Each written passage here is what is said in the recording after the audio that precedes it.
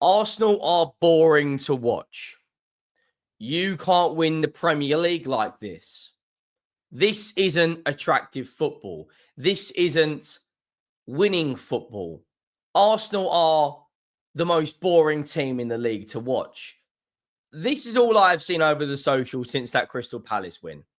Jamie Carragher criticising set pieces. Then they go and score 2 set pieces against Frankfurt.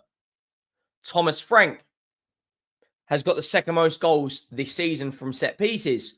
No one is criticising Thomas Frank, who, by the way, has got us sitting third in the league. Arsenal are not a proper footballing team. Let's just call this what it is now. This isn't criticism. This is, you hate the fact that Arsenal are doing well. You hate the fact that Mikel Arteta has found a strength in his team, which is from set pieces, the likes of Timber, Saliba, Gabriel, an expert delivery from either Saka or Declan Rice. You hate the fact that Mikel Arteta has found the strength in his team and is using it like a secret weapon. Why is it now, when Salah had that unbelievable season last year, the narrative was, but the rest of the team wasn't that good? The fact that Arsenal are top of the Premier League and absolutely flying, barely conceding shots on target, let alone goals.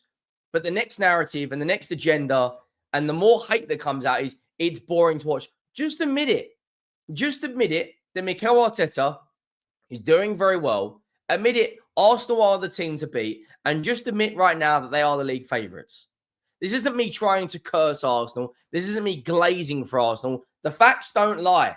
They're top of the Premier League. They've conceded 3 goals in all competitions, which is obscene, by the way. And they're on task to beat John Terry and Ricardo Carvalho's 15 goals conceded on the season. They're projected to concede 14 goals. Now, I don't think they will beat that record. I think that is, some records are just not meant to be broken, and that is one of those. But Arsenal right now, the narrative, this BS, this agenda that's coming out from the media is absolutely obscene.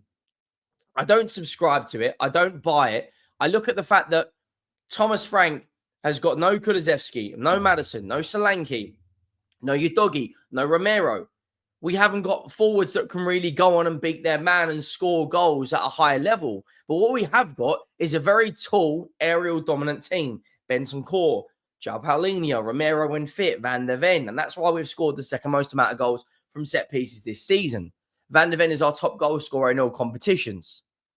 But no one's criticising Spurs. Why? Why are we not getting criticised? You have to keep the same energy. If you're going to criticise one team, you have to criticise all teams from set pieces. Then it was long throws. It's like, the game evolves. The game goes in cycles. It was 4-3-3. Then it was 4-2-3-1. Then it was, before that, it was 4-4-2, the early days of the Premier League, where every team played that. Then it went to attacking fullbacks. Now people prefer defensive fullbacks. We've gone from having 2 strikers to 1 strikers. Midfielders out wide to now wingers to wide forwards. Playing with no 10, playing in a 4-4-2 with 2 box-to-box midfielders. 1 more defensive, 1 more attacking.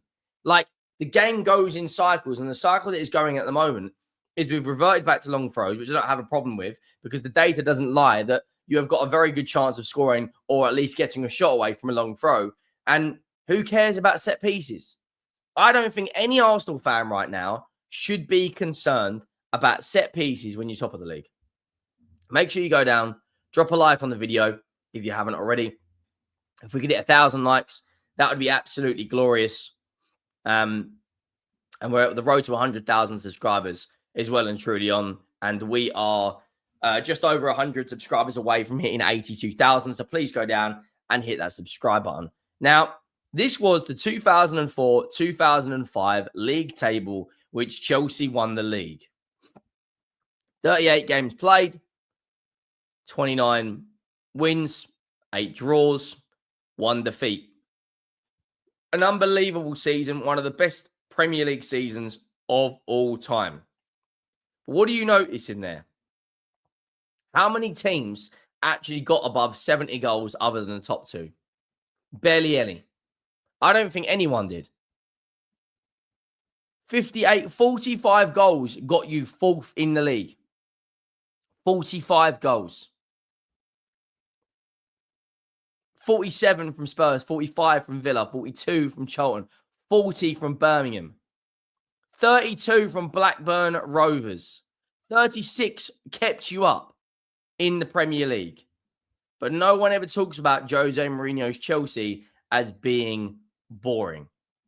So Arsenal, Bournemouth, Spurs, City, and Chelsea have already got 17 goals this season. Right? Which after, if they score, let's say Arsenal score, I don't know, 3 or 4 against Burnley and have 20 goals after 10 games. After 30 games, on that current math, they'd be on 60 goals. With the remaining 8 games, they could reach 75 or 80. Reverting back to that league table back then, when it was the 2004 season, only 2 teams got above 70 goals. What I'm saying is now, there is a hell of a lot more ways to score other than set pieces. But Arsenal are just getting this tag that, etc., you only score from set pieces. I want to talk about their defense. Their defense has only conceded 3 goals in all competitions, which is obscene, unheard of, crazy. 3 goals conceded. Man City, Sunderland, and Spurs we've also got really good defenses. Aston Villa have as well. And I think Newcastle are up there as well. I think Newcastle got a good defense. Yeah, they've only conceded 8, and Palace have conceded 9. Like Tottenham, for instance, we are the 3rd best team in the league at the moment on points. We've got the best away record in the Premier League and in England. And right now, some of our fans are bored. I don't care that you're bored. We're 3rd in the league. This narrative that the Premier League plays boring football right now. Let's look at Arsenal's games we've got coming up. So, we've got coming up, we play Newcastle United tomorrow, Fulham, Chelsea, Man United, Arsenal, PSG, Fulham. I don't care if we get a draw to Chelsea, beat Man United, draw to Arsenal, draw to PSG, beat Fulham, beat Copenhagen. I don't care if we get 0-0s in some of those games. Because right now, we don't have all the tools to go out there and perform to the best of our ability. You know, Arsenal are also missing key players. Kai Havertz, Martin Odegaard, Noni Madueke. Gabriel Jesus hasn't played in 9 months. You know, do you think Arsenal fans are going to care if they beat Brighton, Burnley, Slavia Prague, Sunderland, Spurs, and Bayern Munich, but they happen to beat them by a set piece? The set piece isn't sustainable, is all I keep hearing. But they've been doing it for 2 years now. They've been beating teams by a goal or 2 goals by set pieces. In their last 8 games, they've conceded 2 goals. They've conceded 1 goal in open play all season. The Voldemort goal from Newcastle come from a short set piece. Soberslai's goal come from a free kick. The only goal they've conceded from open play was by the robot at Manchester City, Erling Haaland. In these run of games, is it fair to say in the next 10, they beat Brighton, beat Burnley, beat Slavia Prague, beat Sunderland, beat Brentford, beat Villa, beat Club Brugge? Spurs, Chelsea, and Bayern Munich is a lot tougher.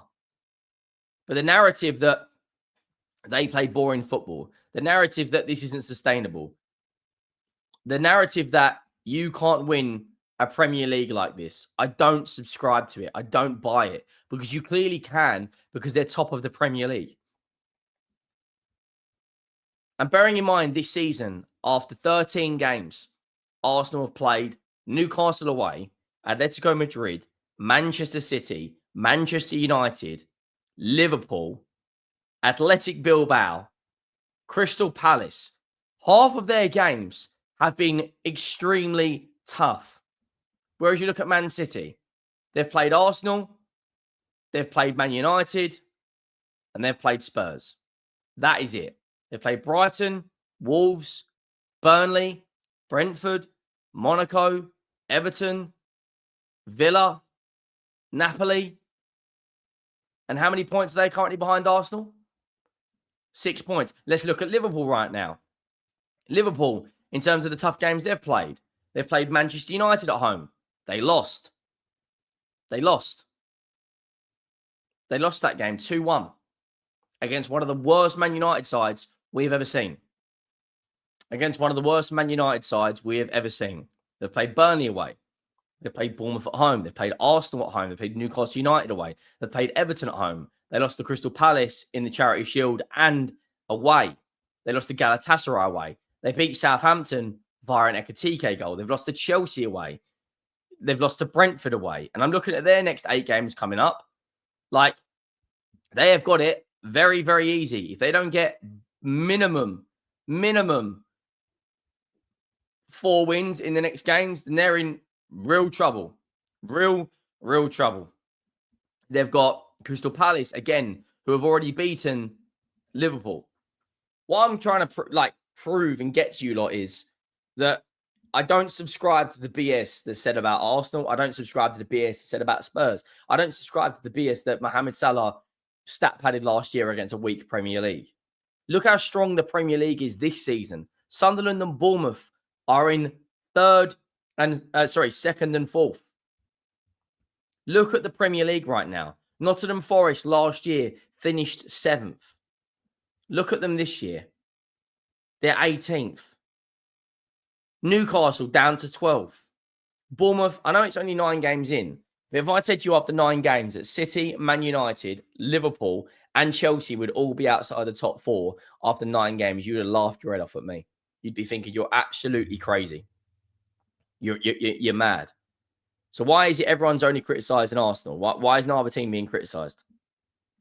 All I see here is wins. Clean sheet, clean sheet, clean sheet, clean sheet, clean sheet, concede, clean sheet, clean sheet, concede, clean sheet, concede, clean sheet, clean sheet, clean sheet, clean sheet, clean sheet. As soon as they score now, you know it's a wrap. You know it's going to be incredibly tough to break them down. I don't subscribe to this. Not one bit. Make sure you drop a like. Make sure you do go down and hit that subscribe button. And I'll see you next time. I'm out.